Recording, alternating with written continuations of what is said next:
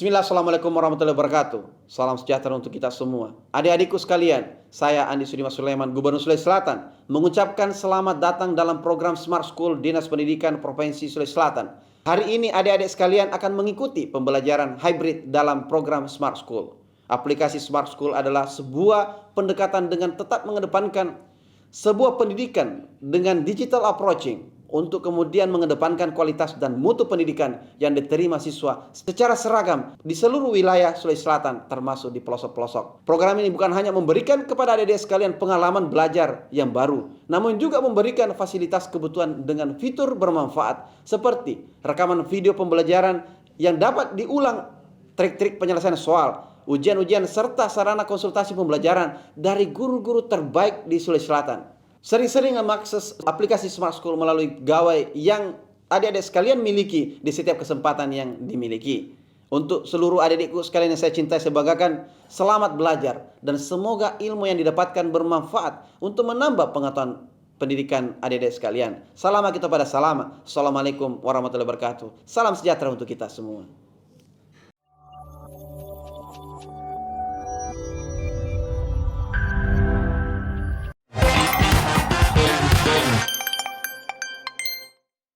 Assalamualaikum warahmatullahi wabarakatuh. Selamat pagi menjelang siang anak-anakku sekalian. Bersama saya hari ini Ahmad Darmawan dalam materi literasi bahasa Indonesia generasi Smart School berkarakter cerdas Ki.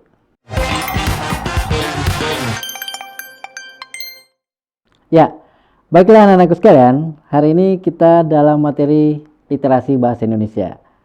Ya, sebelum kita memulai materi hari ini, saya sapa buat teman-teman guru pendamping sekolah masing-masing yang mudah-mudahan tetap diberikan kesehatan untuk hari ini dalam mendampingi anak-anak kita untuk belajar literasi bahasa Indonesia.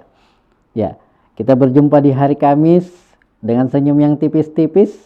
Ya, dalam siang yang tanpa gerimis, mudah-mudahan ini menjadi masa depan yang manis-manis.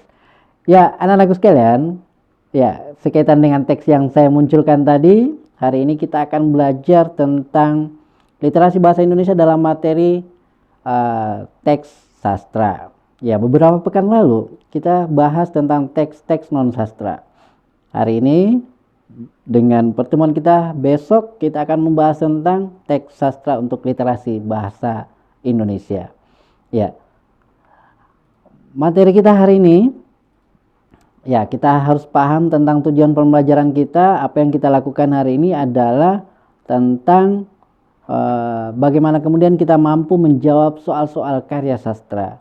Ya, tapi anakku semua, untuk target tujuan pembelajaran kita hari ini mampu menjawab soal-soal karya sastra, tentu saja kita tidak boleh lepas dari ingatan kita tentang teori-teori dasar tentang karya sastra. Sebelum kita menjawab soal-soal, saya akan merefleksi kembali, membuat anak-anakku semua bisa mengingat kembali tentang teori-teori dasar karya sastra. Kita lihat ya.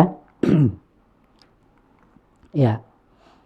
Ketika kita berbicara tentang karya sastra, maka hal yang muncul pasti pembahasannya tentang puisi. Ataukah pembahasannya tentang prosa, ataukah pembahasannya tentang drama. Ya, dalam karya sastra ini, puisi, prosa, drama, pasti kita akan bahas tentang unsur, yakni ada unsur intrinsik dan ada unsur ekstrinsik. Ya, hal yang ingin saya sampaikan anak-anakku semua, bahwa ketika kita bahas tentang teks-teks sastra, maka pasti akan muncul adalah puisi, prosa, atau drama. Nah, di jenis-jenis ini pasti kita akan bahas pada ruang-ruang unsurnya, yakni intrinsik dan ekstrinsik. Ya, apapun nanti bentuk karya sastranya, pasti untuk ujian soal-soalnya pasti akan sekaitan dengan unsur intrinsik dan ekstrinsik. Oke. Ingat, unsur karya sastra secara umum ada intrinsik dan ada ekstrinsik. Ya, saya ingin mengingatkan anak-anakku semua teori-teori dasar tentang kedua unsur karya sastra ini.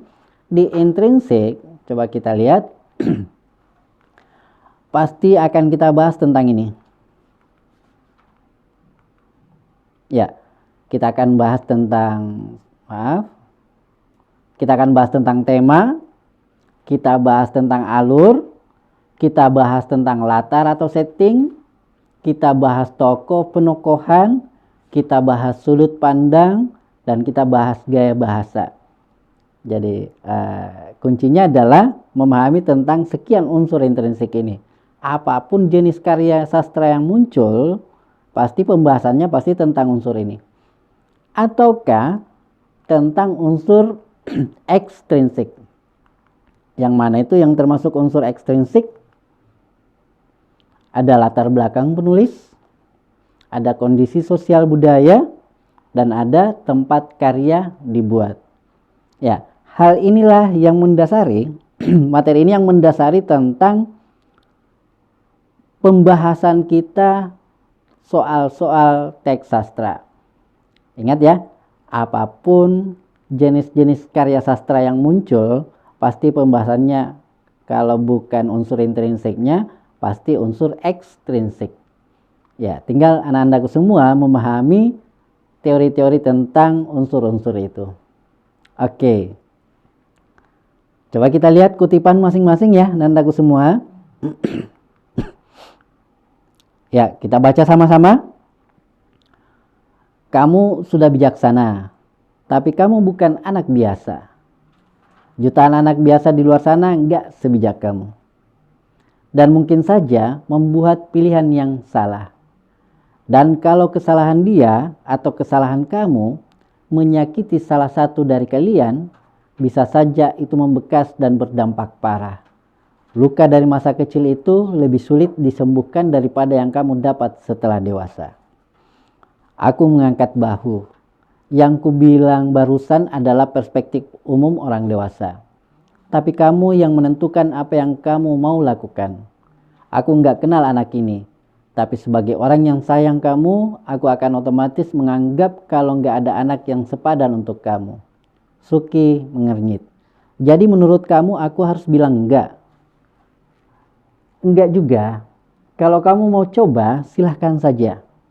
Tapi kamu harus tahu kalau nggak ada orang lain yang bisa menanggung resiko dari perbuatan yang kamu pilih. Jadi, anak kecil nggak akan memberi kamu pengecualian. Next. Jadi, kamu nggak memberi nasihat apa-apa? Tanya Suki. Aku tertawa dan menggeleng. Enggak. Menurutku, anak-anak harus dididik untuk belajar mengambil keputusan dan menanggung hasilnya. Tapi, kamu bukan anak biasa. Kamu sudah terbiasa menghadapi keputusan sulit. Tapi kalau nasihat, aku punya satu. Sejauh ini, kamu selalu mendasarkannya pada kebutuhan orang. Pindah ke sini untuk menemani Abel, pindah ke Jepang untuk keluarga ibumu. Aku mau untuk keputusan yang ini, pikirkan diri sendiri. Ambil keputusan berdasarkan keinginanmu, bukan apa yang diminta anak itu. Mungkin ini bukan waktunya lagi kamu belajar mengambil keputusan. Tapi untuk membedakan jenis keputusan mana yang harus diambil berdasarkan kebutuhan orang. Dan mana yang harus diambil berdasarkan kebutuhan kamu. Ya, aku tersenyum dan mengusap rambutnya lagi. Dia adaptasi dari Ziggy 2014, Jakarta sebelum pagi. Gramedia Pustaka Utama halaman 200 sampai 201. Ya. Anak-anak semua, kita mungkin akan diperhadapkan dengan wacana yang kemungkinan panjang. Ya, tetapi sekali lagi diingatkan bahwa ketika kita berhadapan dengan wacana-wacana yang panjang seperti ini, penggalan-penggalan apalagi untuk teks soal-soal teks sastra ya, kita mungkin akan diperhadapkan dengan penggalan-penggalan yang panjang. Ya, sehingga dibutuhkan satu trik adalah memahami semua informasi yang muncul di tiap paragraf yang hadir. Ya. Sekarang trik yang lain adalah kita harus memahami dari soal yang muncul. Ya, misal soal 1. Kita lihat ya soal 1. Tema kutipan novel tersebut adalah ya, Hal yang bisa Anda semua lakukan adalah sebenarnya membaca apa keinginan soal dulu, kemudian kita masuk di wacana, ya, atau kutipan bacaan tadi. Ya, sekarang yang ditanyakan adalah tentang tema kutipan novel tersebut. Ya, tentu saja anak-anakku semua, opsi A, B, C, D, E ini akan membuat kita sulit untuk menjawab kalau teori dasar kita tentang tema itu kita tidak pahami. Ya, sehingga makanya dibahasakan dari awal tadi bahwa yuk kita sama-sama ngingat teori-teori dasar dari karya sastra tentang unsur-unsurnya, pahami pengertian tema. Ya, karena jangan sampai soalnya menginginkan tema kemudian yang kita jawab adalah yang tidak sesuai dengan keinginan soal.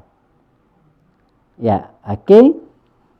Sekarang di opsi A, B, C, D, E, kalau kita lakukan trik yang tadi, skimming text, ya, memahami semua informasi-informasi tiap paragraf, anak-anakku semua bisa menggarisbawahi sementara atau melihat kata-kata yang paling sering muncul, ya, saya yakin anak-anakku semua bisa jawab soal 1 dengan mudah. Ya, tapi ingat, kita harus berdasarkan atas penjelasan atau pemahaman tentang tema itu sendiri. Oke, bisa ya dipahami untuk sementara?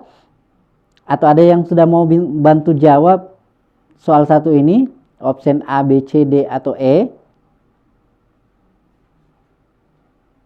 Oke, sekarang coba kita lihat pembahasannya. Ya, sekali lagi, kita harus berdasarkan atas teori ini anak-anak semua.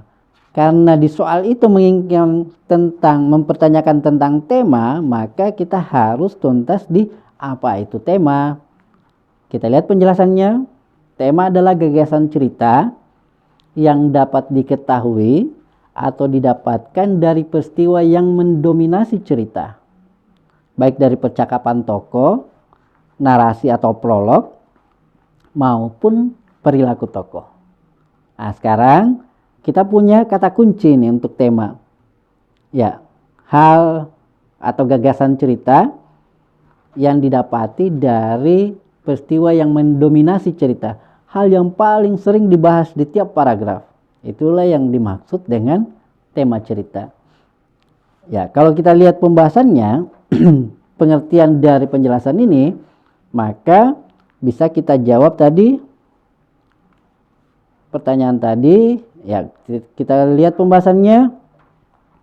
Dalam kutipan novel tersebut, peristiwa yang mendominasi cerita adalah percakapan tokoh tentang cara mengambil keputusan dalam menjalani hidup dan resiko atau tanggung jawab yang akan dijalaninya. Ya, bisa ya. Kalau kita ingat kembali tentang paragraf yang kita baca tadi, penggalan tadi, semua yang mendominasi cerita adalah tentang cara mengambil keputusan. Oke, berarti jawabannya adalah D. Oke, bisa ya nandaku semua. Sekali lagi, apapun bentuk soal nanti yang muncul, kita mungkin akan dikecohkan dengan apa keinginan soal, tapi kita kembali ke teori-teori dasar tentang unsur. Karena kita bicara tentang tema kali ini, ditanyakan tentang tema, maka kita kembali ke penjelasan tentang unsur intrinsik. Oke, sekarang coba kita lihat soal yang kedua. Biasanya, nandaku semua, dalam satu wacana, penggalan teks itu kemudian kita diperhadapkan sampai dengan 3 nomor soal. Dalam satu wacana. Ya, ingat di trik yang kedua tadi bahwa kita memulai menjawab soal dengan membaca pertanyaan. Apa keinginan pertanyaannya? Ah, coba kita perhatikan sama-sama. Di situ tertulis pernyataan berikut yang mencerminkan ketegasan dalam memegang prinsip hidup yang muncul dalam kutipan novel tersebut adalah, ada option A, B, C, D, dan E. Wacananya, penggalannya masih tetap sama. Ada hal yang bisa dilakukan nandaku semua. Sekarang coba perhatikan dari pertanyaan yang muncul. Apa keinginan soal ini? Di situ dibahasakan pernyataan berikut. Oke? Kalau dia dibahasakan sebagai pernyataan berikut, berarti kita sudah punya pegangan bahwa option yang muncul mestinya adalah pernyataan. Bisa dipahami? Triknya kalau soal yang seperti ini maka kita tidak mesti lagi membaca penggalan teks yang tadi. Ya, penggalan ya, kutipan tadi. Kutipan cerita tadi. Ya, kita tinggal memahami apa keinginan soalnya. Dibahasakan pernyataan berikut. Sekarang kalau kita lihat optionnya, option A karena diinginkan adalah pernyataan, maka kita hanya lihat option A. Coba kita lihat sama-sama. Apakah dia sebuah pernyataan? B juga begitu, C dan E. Oke, ini menjadi salah satu trik. Ya. Tapi tidak juga menjamin ya nandaku semua bahwa kita tidak usah lagi membaca penggalan atau kutipan. Ya, karena jangan sampai tadi waktu kita skimming teks kita tidak ngerti apa keinginan dari wacana tersebut. Ya, tapi kalau kita sudah pahami skimming teksnya, dasar-dasar dari informasi yang muncul, ya kita bisa lakukan, tidak perlu lagi membaca, tinggal memahami pernyataan. Ya, untuk menjawab soal seperti ini, kita harus paham juga tentang keinginan soalnya. Berarti pernyataan berikut. Coba kita lihat pembahasannya. Ya, kita harus paham arti dari kata pernyataan. Apa itu pernyataan? Pernyataan itu merupakan kalimat penegasan. Berarti keinginan soal tadi adalah yang muncul mestinya merupakan kalimat-kalimat penegasan yang sesuai dengan isi dari penggalan novel tadi. Oke, bisa dipahami? Ya, oke. Nanti anak-anakku semua bisa resen atau chatboxnya bisa juga. Dari penjelasan ini, coba kita lihat pembahasannya, anak-anakku semua. Jawaban benar adalah C, karena merupakan kalimat penegasan bahwa diri sendiri harus menanggung risiko perbuatan yang dilakukan. Ya. Adapun pilihan jawaban D, E, A, dan B merupakan saran dan pendapat, bukan sebuah pernyataan. Jadi hanya dengan memahami keinginan soalnya, kita sudah bisa jawab tanpa dengan membaca wacana atau penggalan kutipan. Kita coba lihat.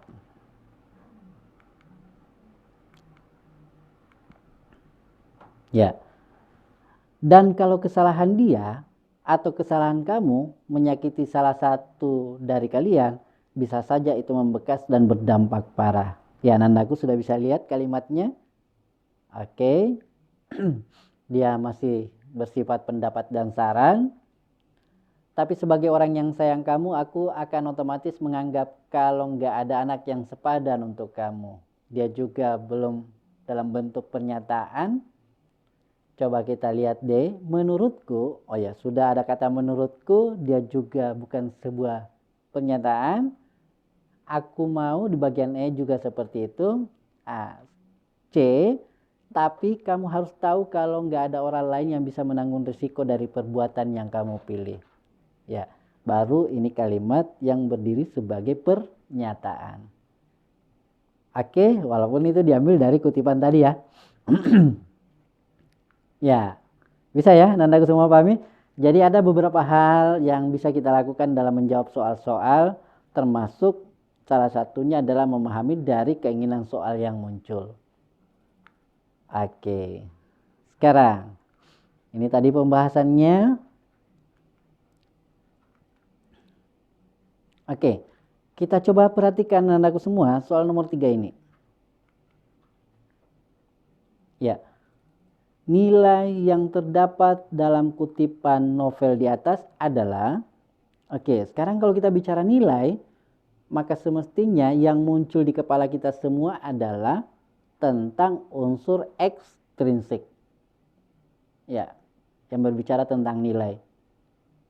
Oke, saya harap anak-anakku semua sudah punya teori-teori dasar tentang unsur ekstrinsik tadi.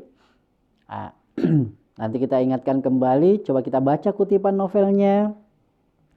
Terkadang, ia menyadarkan masalahnya pada rakaat-rakaat panjang. Ia hanya dapat berusaha dan berdoa. Semoga segala keresahan dan kegelisahan pergi dari hidup ini. Walaupun terkadang ia putus asa. Doanya yang telah pergi sore itu belum juga kembali. Satu-satunya kunci harapan yang akan membebaskannya dari kemelut hidup. Nilai yang terdapat dalam kutipan novel di atas adalah A. Nilai agama, B. Nilai sosial, C. Pendidikan, D. Estetika, dan E. Moral. Ya, mungkin di soal ini, andaku semua, saya yakin cukup sederhana. Mudah, gampang, karena memperhatikan teks. Hal yang bisa mengecoh kita dalam persoalan soal yang seperti ini adalah karena kalau kita tidak paham dengan penjelasan nilai. Ya, yang mana itu nilai agama, apa yang dimaksud dengan nilai agama atau religiusitas, apa yang dimaksud dengan nilai sosial, apa yang dimaksud dengan nilai pendidikan, nilai estetika, dan nilai moral. Kalau ini kita tidak pahami penjelasannya, pasti kita akan terkecoh atau sangat sulit untuk menjawab.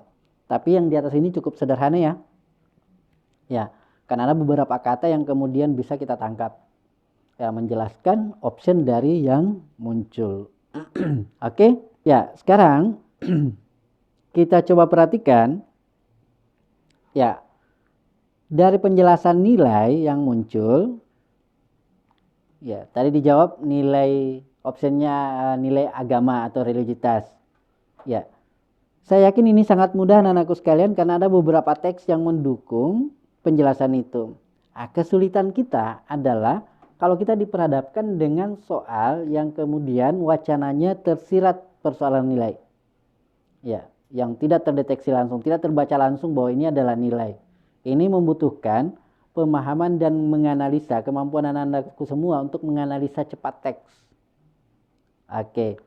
Di sini jawabannya adalah A karena kita lihat ya, ada beberapa teks pada rakaat-rakaat panjang berusaha dan berdoa. Ya. Itu ya, jadi kata kunci. Ya. Kalau kita lihat pembahasannya, hal-hal jadi kalau kita bicara nilai berarti hal-hal yang merupakan acuan perilaku dalam kehidupan sehari-hari. Itulah yang dimaksud dengan nilai. Nah, tadi penjelasannya kita lihat jawaban benar adalah A sesuai dengan jawaban teman tadi ya di SMA 28 Bone. Oke, terima kasih buat SMA 28 Bone. Sekali lagi. Oh ya, ada juga dari SMA 3 Palopo menjawab A, SMA 1 Sidrap juga menjawab A. Oke. Ya, sekali lagi kesulitannya kita, anak-anakku semua adalah kalau nilai ini kemudian itu tersirat dalam teks-teks itu. Ya, tidak dijelaskan langsung, tapi kita punya kemampuan untuk menganalisa cepat teks. Ya. Sekarang hal yang kedua yang bisa muncul adalah kita akan kesulitan menjawab kalau kita tidak pahami tentang ini, pengertian nilai. Ingat, nilai adalah hal-hal yang merupakan acuan perilaku dalam kehidupan sehari-hari. Coba kita lihat. Karena kita bicara nilai, ya, supaya kita tidak kesulitan lagi, tadi dibahasakan ada berapa nilai? 1, ada nilai religius atau nilai agama. Yang kedua, ada nilai sosial. Yang ketiga, ada nilai moral atau etika. Kemudian ada nilai budaya atau kultur.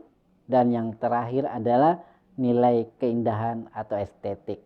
Ya, kesulitannya nandaku semua, kita akan memilih tentang nilai, memahami tentang nilai kalau tidak memahami tentang penjelasannya. Sekarang kita coba ingat kembali. nilai religiusitas itu kita lihat. Mana nilai religiusitas? Oke. Nilai yang mengungkapkan hubungan manusia dengan Tuhan. Ya, kalau kita perhatikan wacana tadi, ya ada beberapa teks yang langsung yang menjelaskan.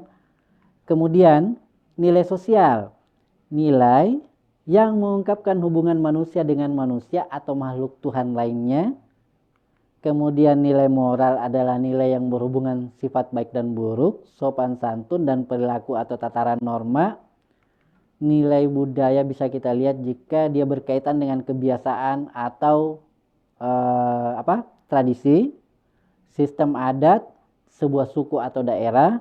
Dan nilai estetika atau keindahan jika dia sekaitan atau berhubungan dengan keindahan alam dan seni dalam proses pembahasannya.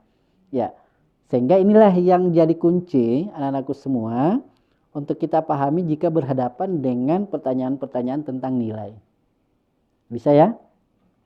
Ya, walaupun ada kemungkinan ya anak-anakku semua kita diperhadapkan dengan teks wacana atau penggalan yang nilainya tersirat atau tersurat, tapi teori ini, penjelasan ini menjadi penjelasan dasar kita untuk menjawab soal-soal itu.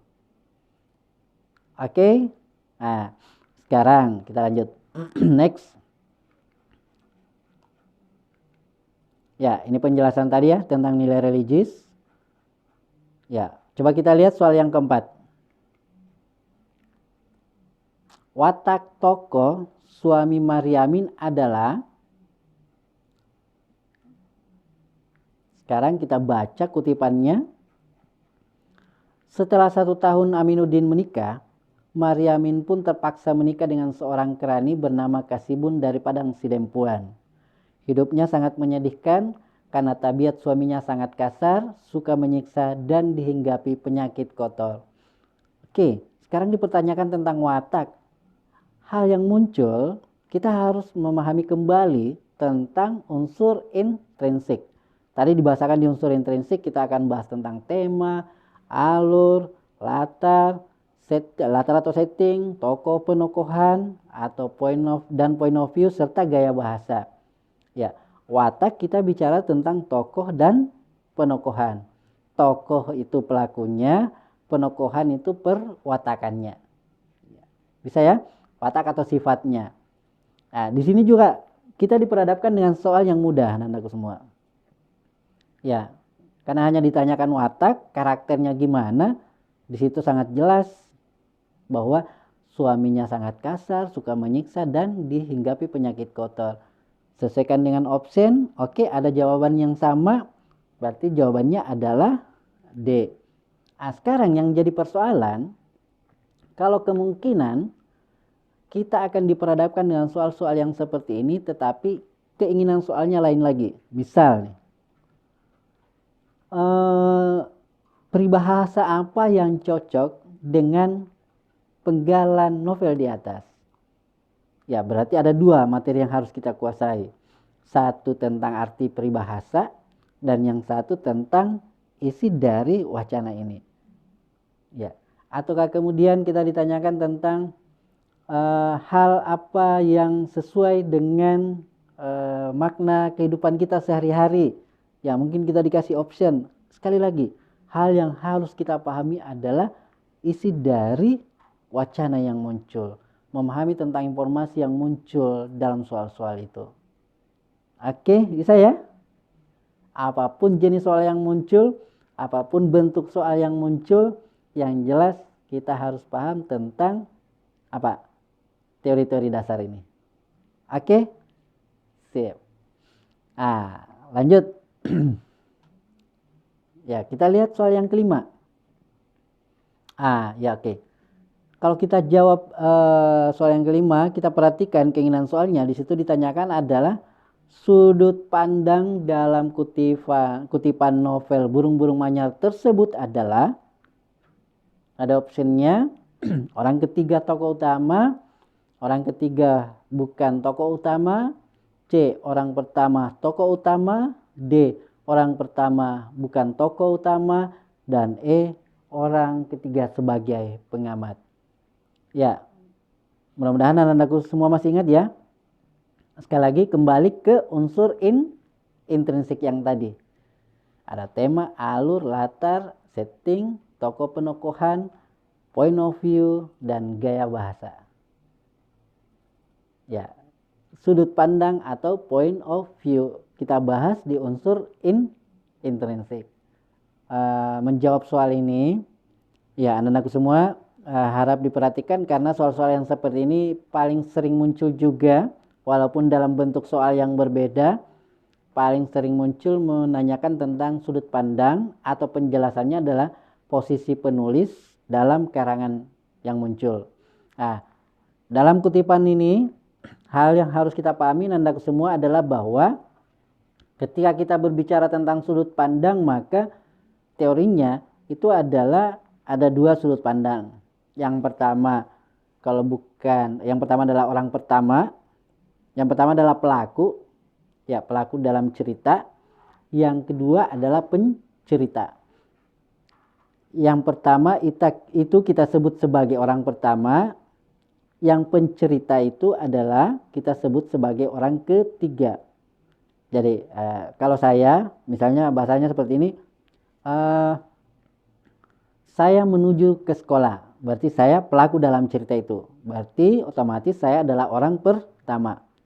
Tapi kalau saya mengatakan Pak Wawan ke sekolah pagi ini, berarti saya adalah orang yang menceritakan tentang tokoh namanya Wawan. Ya, berarti dia adalah pencerita atau orang ketiga. Nah, sekarang pegangan kita, kalau dia bukan orang pertama berarti orang ketiga.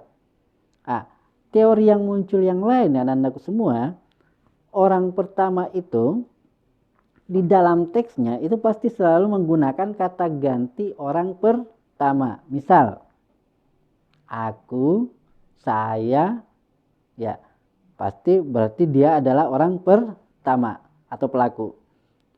Kalau dia orang ketiga, dalam cerita itu pasti muncul menggunakan kata-kata orang ketiga, kata ganti orang ketiga. Misal, mereka atau dia. Kecuali kalau dalam cerita itu muncul kata-kata kita, berarti pencerita ini sudah terlibat dalam cerita. Bisa dipahami ya? Nah, kalau dia sudah menggunakan kata kita, berarti si penulis ini, si pencerita ini, itu sudah terlibat dalam cerita. Ya, berarti intinya adalah memahami tentang dua posisi ini, kemudian memahami kata ganti apa yang paling sering muncul di dalam teks itu. Ya, sekarang nandaku lihat di wilayah teks itu, radio papi kuletakkan di atas langit-langit kaku. Sudah ada kataku ya, kuletakkan. Tadi teorinya, kalau dia sudah menggunakan kata ganti orang pertama, berarti dia adalah pelaku dalam cerita. Kalau dia adalah pelaku dalam cerita, berarti dia adalah orang pertama dalam sudut pandang itu. Oke, bisa dipahami? Nah, sekarang kalau kita lihat option, nandaku semua, dengan teori penjelasan tadi, kita tidak boleh lagi terkecoh ya. Misalnya di option A, orang ketiga tokoh utama. Padahal penjelasannya, orang ketiga itu adalah pencerita. Kalau dia pencerita, berarti kecil kemungkinan dia adalah tokoh utama. Ya, karena dia pencerita. Kemudian kalau option B, orang ketiga bukan tokoh utama. Ya, seandainya di kutipan itu dia gunakan mereka meletakkan di atas langit-langit kasus dan kabel penyadap dengan teliti serba tersembunyi mereka pasang. Ya, sudah menggunakan kata ganti orang ketiga mencerita tentang kejadian tokoh, berarti dia orang ketiga. Oke, tadi jawabannya C, orang pertama tokoh utama. Kita lanjut dulu di D-nya. Orang pertama bukan tokoh utama. Ya, kalau dia menjadi pelaku dalam cerita, kemudian ada keterlibatan orang kedua, ya, dan dia terlibat sebagai pelaku, tapi dia hanya sebagai pelaku sampingan. Ya, tapi terkadang ini sangat jarang terjadi ya di dalam penulisan. Ya, kalau dia orang pertama, berarti pasti dia kebanyakan pelaku utama. Kemudian dia menggunakan orang ketiga di E itu orang ketiga sebagai pengamat. Ya, tadi dibahasakan kalau dia orang ketiga, ya, pencerita berarti dia menceritakan kisah orang lain. Ya, istilahnya yang lain adalah dia orang ketiga serba tahu, atau istilah lainnya adalah sebagai pengamat. Dia bisa menceritakan tentang tokoh, tapi dia tidak terlibat dalam cerita. Itu dibahasakan sebagai pengamat.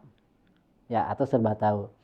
Nah, melihat dari kondisi teks ini, berarti bisa kita pahami nandaku semua bahwa pasti sudut pandangnya adalah orang pertama sebagai tokoh utama.